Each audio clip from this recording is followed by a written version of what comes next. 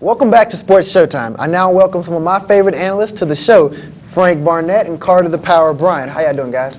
Doing great today. All right, LSU baseball has had their ups and downs this season, but overall they've been pretty impressive. Now this is college, so let's use the grading system and give our baseball team some grades. Frank?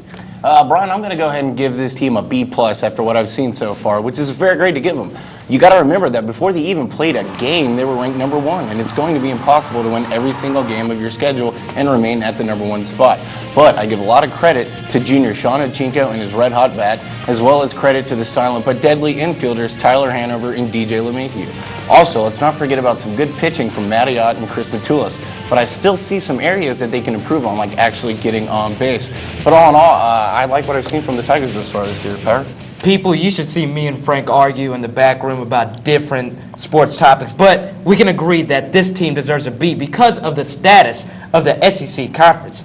The SEC is very tough, but not only last year's runner-up Georgia, but Arkansas, who is 8-1 this season, Florida, and South Carolina can win this conference outright. If they don't fight for games like they did last year, they can forget about winning this season and winning an SEC championship and even going to Omaha, Brian. All right, guys, the hot topic on everybody's tongue is the NCAA Final Four, but gymnastics teams from across the country get ready to make their runs for the Super Six. The Lady Tigers had a semi-successful season and finished in the top 5 overall. Now, Power, in Columbus, will the Tigers be making a second straight run to the Super Six? Brian, there's one simple problem I have with this situation, and it just seems like the girls are just satisfied with their current status on the team. My point is this. Susan Jackson is already a national champion. Her name is in the rafters of the PMAC forever. And Ashley Claire Kearney is the best gymnast to ever compete in the purple and gold if you're talking about individual championship. After that, none of the girls have the top-end ability to win a national title or an individual title as a team. So it's not a question of if they can get there, but it's if they really, really want to, because I'm not sure if Dee Bros Bunch really wants to right now, Frank. I just don't see the passion. Good points, Power, good points. I couldn't agree more with how Susan Jackson is a walking soon-to-be legend and with how Ashley Claire Kearney already is a walking legend. But yes, Saturday is going to be the first step to the Lady Tigers' second straight trip to the Super Six. They have to step it up, and just to add on what Power said, the rest of this team, not just Jackson and Kearney, need to step up and perform to the best of their abilities on competitions like the floor, the high beam, and the vault. They can do this again, and with a coach like Dee Rowe in the corner, I don't see any reason why they shouldn't. All right, guys, well, now over to the basketball court and up to Detroit. Let's talk about that NCAA Final Four I mentioned earlier. Even though LSU didn't make it, we're still going to get you guys' opinions on the teams that are left. Frank, you kicked this one off. Who's the biggest surprise for you in the Final Four thus far? Brian, I'm going to have to say Michigan State. I mean, maybe if this were 6 or 7 years ago, then maybe I wouldn't be surprised, but I am, and I'll tell you why. I did not expect them to knock off the high-flying Kansas Jayhawks in the Sweet 16, nor did I expect them to choke out the white suit of Pitino and his Big East Cardinals of Louisville in the Elite Eight.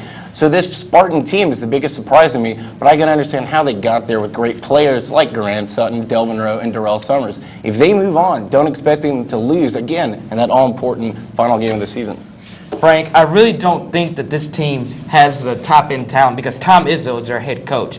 I know that I had them in my Final Four, but the UConn Huskies are the really surprised team, even though they are 3 for 3 in getting to the Final Four out of the West bracket in their existence. One reason is because of the allegations against them for unfair recruiting. They answered that easily by taking care of Purdue and Mizzou's black and gold high-powered attack. Then Jerome Dyson's injury midseason I thought would cripple them in this tourney. But Craig Austrie played solid, along with late-season emerging star freshman Kimball Walker, and let's not forget the West's best player of the region, A.J. Price, knocking shots from distance. Yeah. All right, guys, Frank, the team you mentioned, our basketball expert Jason Template picked them to win the national title. We all laughed at him, but I guess that's why he's the basketball expert. Now let's get some quick questions and answers from you guys. Frank, who's your national champion? UNC. I thought that Hansbrough could be stopped, but I guess he can't. Let me tell you what, the North Carolina Tar Heels are the best team in the tournament. Ty Lawson's the best player in college basketball right now. All right. So both of y'all agreeing on the Carolina Tar Heels. Now, John Calipari, the Memphis coach, is now looking to be the next coach at Kentucky. Is he a good fit for the Cats? Let me take this one, Frank.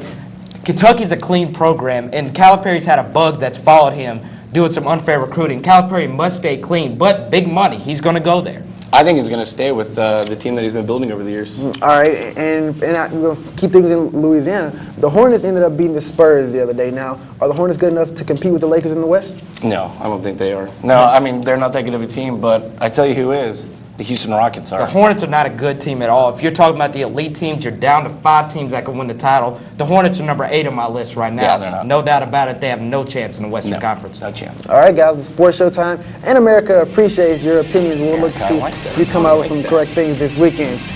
All right, well, it's time for another commercial break, but stay tuned because when we come back, we'll have your top 5 plays. You're watching Sports Showtime on Tiger TV. Welcome back to Sports Showtime. This past weekend in LSU sports was filled with big wins and even bigger plays. And after much deliberation, here are your top 5 plays. Coming in at play number 5, Chris Johnson in LSU's first round NCAA tournament matchup versus Butler catches the pass from Marcus Thornton and gets a nice dunk. He actually has to go through a player and around a player, but once again his long arms make that an easy task for Chris. Coming in at number 4, we're heading out to the baseball diamond now.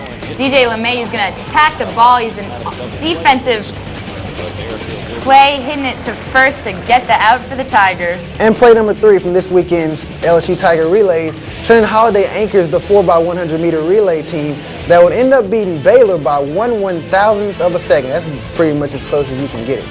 In at number 2, Leon Landry out in the field again for the Tigers. Is he gonna get there? Yes, he does with the diving catch for that great out against Ole Miss for the Tigers. And plays number 1, Marcus Thornton, the magician with the flick of his wrist, can change a game. Knocks down these 3 3-pointers versus North Carolina over Danny Green. He's giving up at least 2 to 3 inches against the 6'6" Danny Green. All right, Eric Claire, we want to say once again to our viewers out there that the LSU away game versus Tulane tonight has been postponed till tomorrow, so the game will be Wednesday night at 6 p.m. in New Orleans still, if you guys were planning on going out there catching that one. Not a far drive. Head on down to New Orleans. Check out some Tiger baseball. Support the Tigers. That's going to do it for us here at Sports Showtime. You can catch the rebroadcast of this show tonight on Tiger TV at 6:30 and 10:30. Or if you're off campus, you can catch us on Cox Channel 4 at 11:30 and WBTR Channel 19 at midnight. And from all of us here at Sports Showtime, have a great day.